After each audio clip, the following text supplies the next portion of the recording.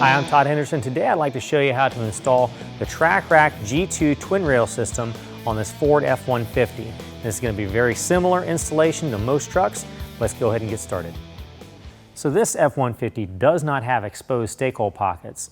So what we do is we get from the instructions a template that we cut out, and we're going to set that, line it up on top of the stakehold pocket area, tape it in place, and now we can remove the stakehold pocket material. We're going to take a 1/8 inch drill bit. We're going to drill directly down through the holes into the stakehold pocket.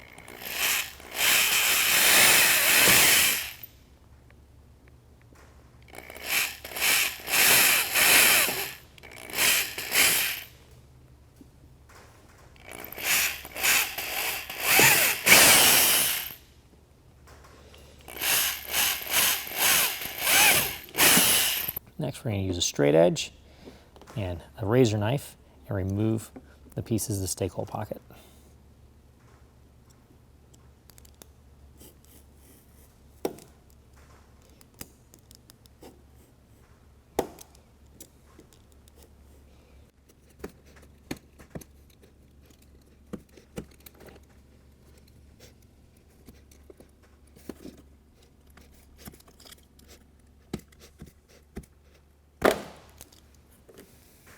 This TracRac has a T-rail, so we're going to install that to the outside of the bed so that we can install a tonneau cover afterwards. What we're going to do is take our long bolt with a plastic washer, drop it straight through the hole in the bottom.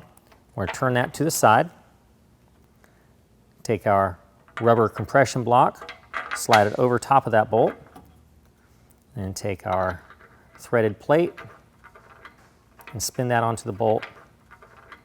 Everything's nice and finger tight.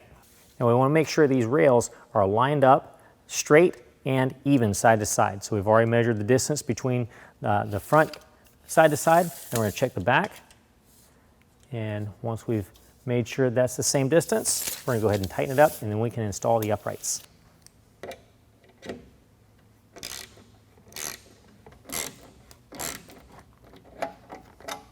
Next, we're going to assemble the uprights. We're going to start with the vertical portion of the upright. We're going to attach the tie-down hook to that. What we've got is a couple of 3/16 Allen wrench nuts. They're going to go down into the threaded portion and tighten down with a 3/16 Allen wrench.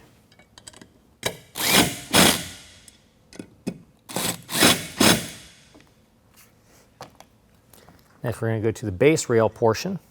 We're going to turn that upside down. We'll be provided with some slides that slide up into, click into place in the front and also in the back. But before we slide in the portion for the back, we'll actually take and assemble this into the back portion. Then take our 7/32 Allen wrench bolts, start them into the bottom.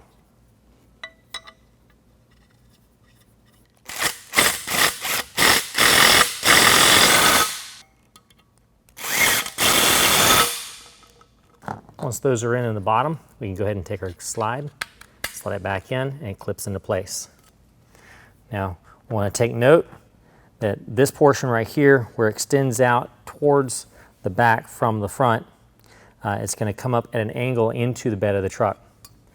And then our cap piece, we want to make sure that's not installed like this. We want to make sure that's installed the proper way so the crossbars can go across the top of that. This also takes the 7/32 bolts through that as well.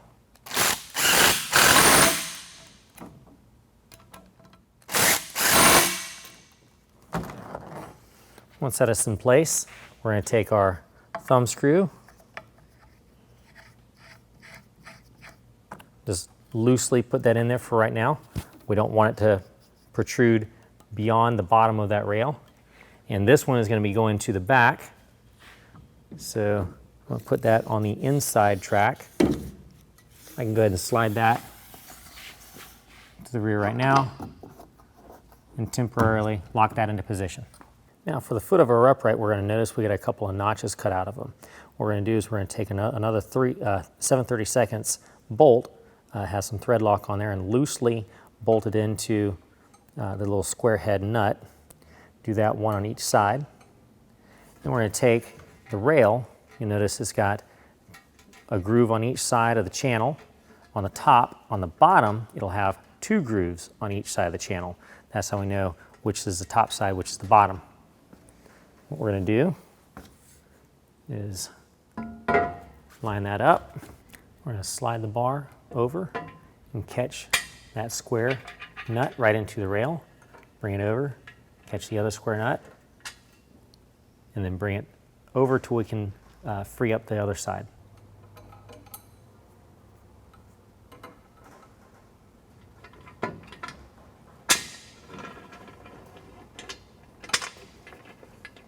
Now we'll center the bar and we'll tighten it down. Now I'm going to use the 7/32 Allen wrench to tighten up the bolts that hold the load bar to the upright. Now we need to install the end cap. What we're going to want to do is the part coming out of the end cap, you want to have the flat portion to the bottom and the angled portion to the top. It's going to drop right in to the end cap.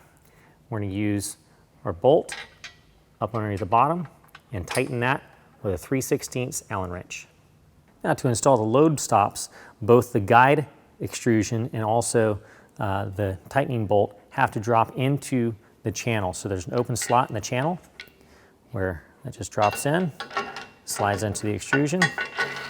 There we go. We can bring it over and tighten it down.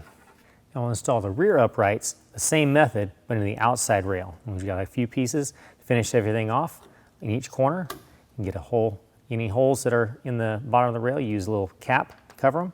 You've got some 3/16 Allen bolts that go in these threaded holes at the end of the rails on each corner. Well, that concludes the installation. If you have any questions, call the experts. We're here to help you out.